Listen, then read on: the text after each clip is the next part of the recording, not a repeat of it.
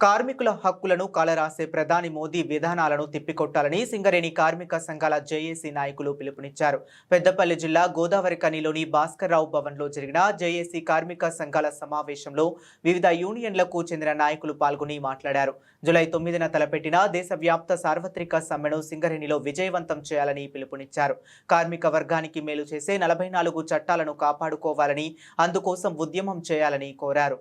నరేంద్ర మోడీ మెడలు వంచి నరేంద్ర మోడీతో క్షమార్పణ చెప్పించి ఆయన తీసుకొచ్చిన రైతు వ్యతిరేక చట్టాలని వెనక్కి తీసుకునే విధంగా చేయగలిగారు.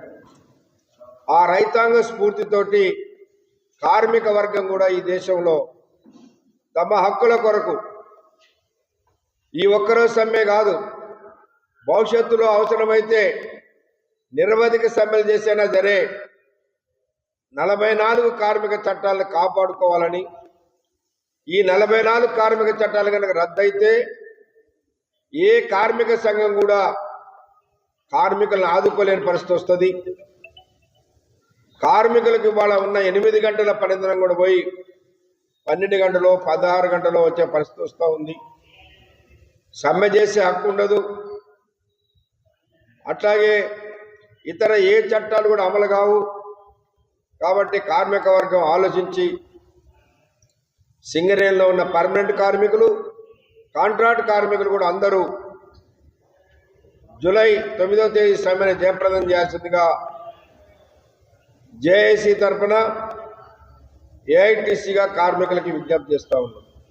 ఈరోజు కేంద్ర ప్రభుత్వం ఏ రకంగా కార్మిక వ్యతిరేక విధానాన్ని అవలంబిస్తుందో, కాబట్టి అందరూ కూడా సీనియర్లు ఎట్లాగో ఉంటారు, కానీ యువ కార్మికులు కూడా ఈరోజు సమ్మెలో పాల్గొని సింగరేణిలో పూర్తిగా ఆ రోజు సమ్మె చేసి కేంద్ర ప్రభుత్వానికి చెంపబెట్టేలాగా తెలిసి వచ్చే రకంగా, ఏ రకంగానైతే గతంలో ఢిల్లీలో పంజాబ్, హర్యానాకి సంబంధించినటువంటి రైతుల వ్యతిరేక చట్టాలకు పోరాటం చేసి సాధించుకున్నారో అదే రకంగా కార్మికుల చట్టాలను కూడా మనం ఈరోజు అందుకనే కార్మిక వర్గానికి చెప్పదలుచుకున్నాం. ఇది ఏదో ఆర్థిక సమస్యల మీదనో, వేతన ఒప్పందాల మీదనో, ఇంక్రిమెంట్ కోసమే సమ్మె కాదు. మన బతుకులతో ముడిపడి ఉన్నాయి. ఈ ఆమోదం కనుక నరేంద్ర మోడీ ప్రభుత్వం తీసుకుంటే మళ్ళా 1880 స్థితికి మనం దిగజారిపోతాం. ఇంకా ఏ హక్కులు ఉండవు.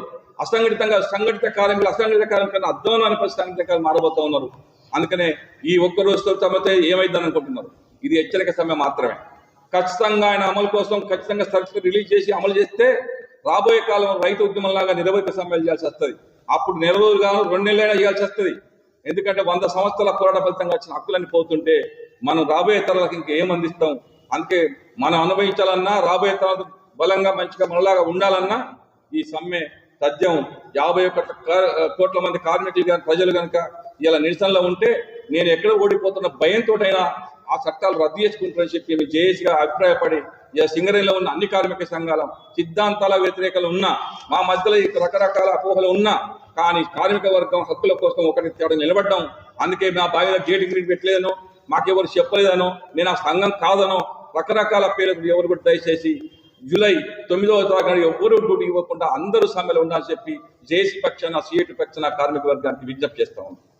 ఈ దేశంలో మన ఓట్లతో కలిసి, ప్రజల ఓట్లతో కలిసి ప్రజలకు వ్యతిరేకంగా సంపన్నులకు, బడా పెట్టుబడిదారి, బూర్జువా పెత్తందారి వర్గాలకు అనుకూలంగా పనిచేస్తున్నటువంటి నరేంద్ర మోడీ, ఆయన షా ప్రభుత్వానికి వ్యతిరేకంగా, ఇది బీజేపీ అనడానికంటే వాళ్ళిద్దరు నేతృత్వంలో ఉన్నటువంటి దుర్మార్గమైన రాచరిక పాలన తీసుకొచ్చి వాళ్ళ హిట్లను మరిపించే విధంగా పనిచేస్తా ఉన్నారు. గ్లోబల్స్ మించిపోయినటువంటి దుష్ప్రచారం చేసి ప్రజల మనసుల్లో విషాన్ని నింపుతా ఉన్నారు. ప్రజల మధ్య విద్వేష గీతలు గీసి ఇవాళ మనల్ని తప్పుదారి పట్టించి ఈ చట్టాలు మంచివైన కొంతమంది ప్రచారం చేస్తూ ఉన్నారు.